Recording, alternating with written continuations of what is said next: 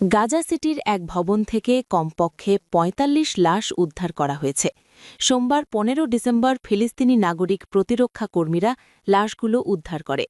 Gaza civil ডিফেন্সের মুখপাত্র মাহমুদ বাসল বলেন, আমাদের কাছে উন্নত মানের উদ্ধার সরঞ্জাম নেই, সেজন্য উদ্ধার কার্যে বেশ সময় লাগছে।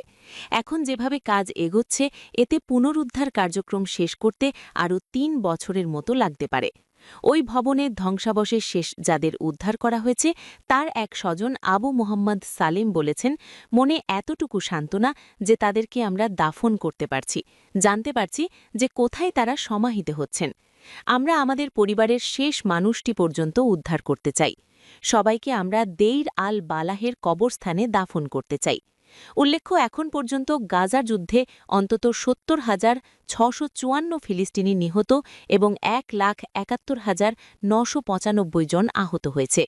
এদিকে এই যুদ্ধে অন্তত ১,১৩৯ ইসরায়েলি নিহত হয়েছে। এছাড়া আরও অনেকেই আহত হয়েছে।